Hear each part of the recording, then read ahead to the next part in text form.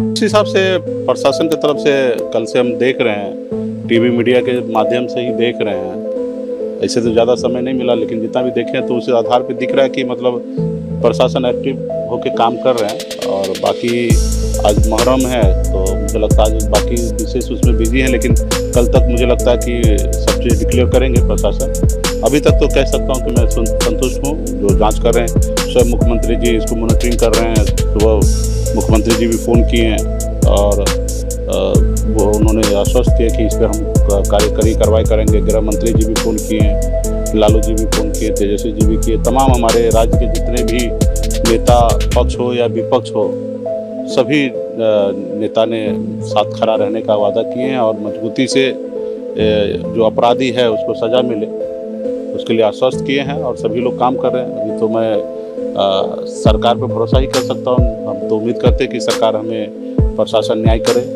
आखिरी बार कब बात हुई थी पिताजी से? आखिरी बात लमसम 10-12 रोज पहले मैं मुलाकात ही किया हूँ। मैं यहीं पे आया था, उस समय मुलाकात हुआ था। बताएं कि थोड़ा घुटना में दर्द है और थोड़ा सुनाई कम दे रहा है, तो हम बोले कि पटना ही इलाज वगैरह सब कर होगा। तो उन्होंने कहा कि ये सब थोड़ा जो काम चल रहा है उसको ख़त्म करके फिर आते हैं। अच्छा, किसी पे शक है आपको? क्या राजनीतिक विवाद में हत्या हुई आपको क्या लगता है? नहीं, फिलहाल तो जब मुझसे ही राजनीतिक दृष्टिकोण से पूरे राज्य में किसी से विवाद नहीं है तो भला पिताजी का क्या हो सकता है। पिताजी अपने तरीके से रहते थे, अपना अकेले रहते थे, अपने हिसाब से ज़िंदगी जीते थे।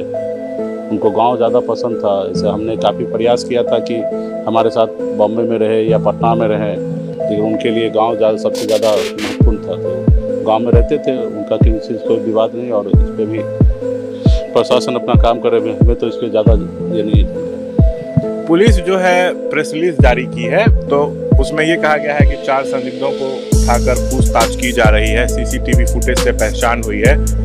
सीसीटीवी फुटेज में दिख रहा है कि सोमवार की रात जिस दिन घटना हुई 4 लड़के आवास के अंदर घुसे थे, वो बाहर आ गए थे और पूछताछ में उन लोगों का कहना है कि उसमें से 2 लोगों ने ब्याज पर पैसे उधार लिए थे आपके पिताजी से, जिसमें एक ने अपनी मोटरसाइकिल वहाँ पे सिक्योरिटी के तौर पे रखी थी। तो ये लोग बाइक छुड़ाने के लिए बातचीत करने गए थे और 2 लोग उसमें से आपके पिताजी को धमकी भी 2 दिन पहले दिए थे कि सबक सिखा देंगे। तो क्या उन लोगों ने हत्या की? ये सब के बारे में मुझे कोई ज़्यादा जानकारी नहीं है, क्योंकि पिताजी लोकल लेवल पे क्या करते थे नहीं करते थे इसकी ज़्यादा जानकारी नहीं रहते थे।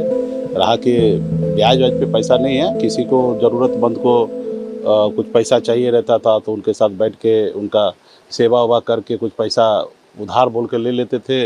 इतना मुझे जानकारी है कि 2-4 रोज़ 10 रोज़ में 1 महीने में हम आपको लौटाएंगे। गांव समाज में अक्सर इसी तरीके से होता है, किसी को मजबूरी पड़ता है, मुसीबत पड़ता है तो किसी लोगों से मदद मांगते हैं और मदद वो देने के बाद उम्मीद करते जिस रोज़ वो वादा करे उस रोज़ वो पूरा करे। तो यही जानते हैं कि मतलब लोगों को मदद करते थे और लोग उनको मदद करते तो उसके बदले में उनके साथ रहते थे, सपोर्ट में रहते थे, खाते पीते रहते थे। और कभी अगर कोई पैसा टाइम पे नहीं दिया तो उसी से बात हो के टाइम पे पैसा अपने मांगते थे। इतना मुझे जानकारी है, उस पर भी डिटेल हमको उतना नहीं जानकारी है। पिताजी अपने हिसाब से ज़िंदगी जी रहे। हम तो अब देख रहे हैं कि बॉम्बे में ऐशोआराम ज़िंदगी को छोड़कर, बड़ा बिजनेस को छोड़कर समाज सेवा में लग गए। लाखों करोड़ों रुपया खर्च करके अपने समाज को आगे बढ़ाने के लिए काम कर रहे हैं। तो पिताजी का अपना अलग अपना था, गांव में रहते थे, अपने तरीके से जीते थे।